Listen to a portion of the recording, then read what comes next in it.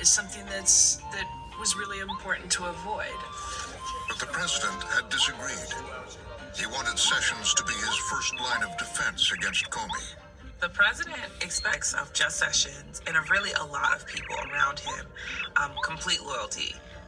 He wants people to protect him.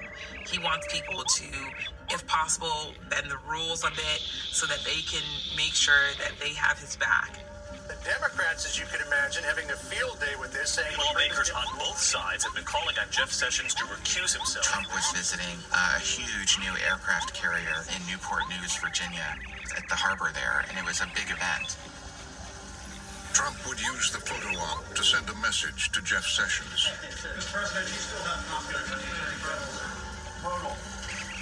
The president had already insisted his counsel, Don McGahn, tell Sessions not to recuse himself.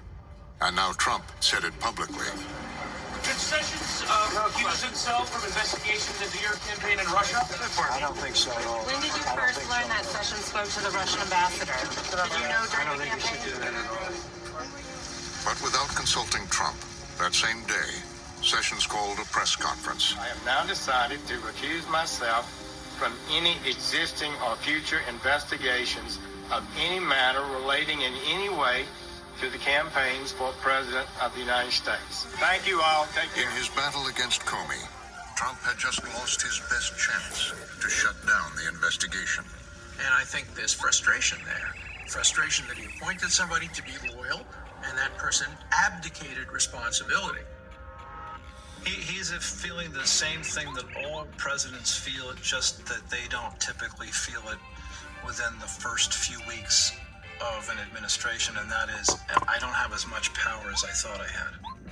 For the first time, FBI Director James Comey warned. And now, Comey would go public in testimony before Congress. Another political drama set to unfold.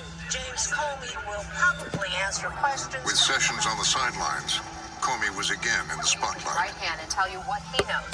The public on live television, no filter. He appeared in front of the House Intelligence Committee and on national television. The White House on the line. President Trump is heading into a high-stakes... Love him or hate him, Jim Comey is a remarkable communicator.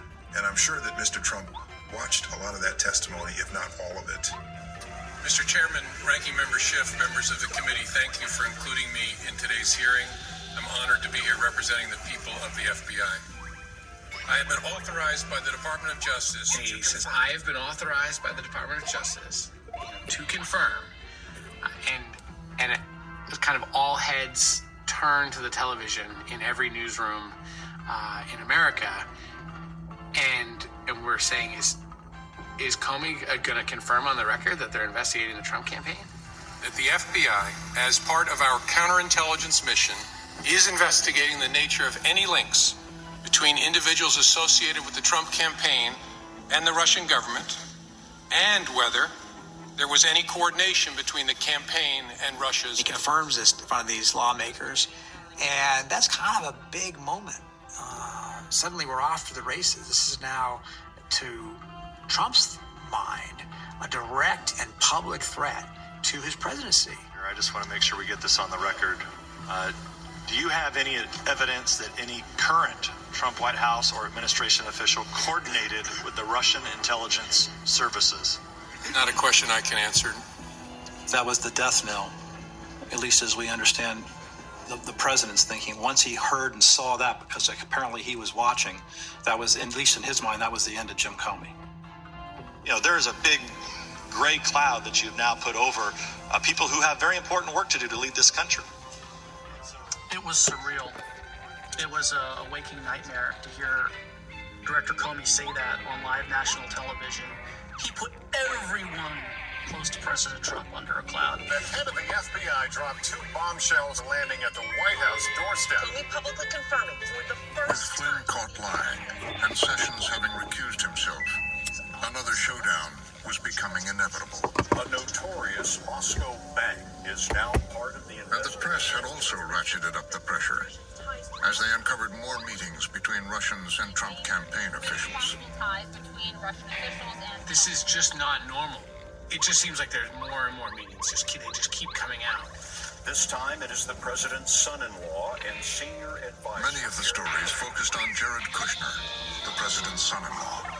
Kushner had met with a top Russian banker who was known to be close to President Putin during the transition. He had also had a conversation with Sergei Kislyak, the Russian ambassador, and there had been even a discussion about setting up a back-channel communication to Moscow.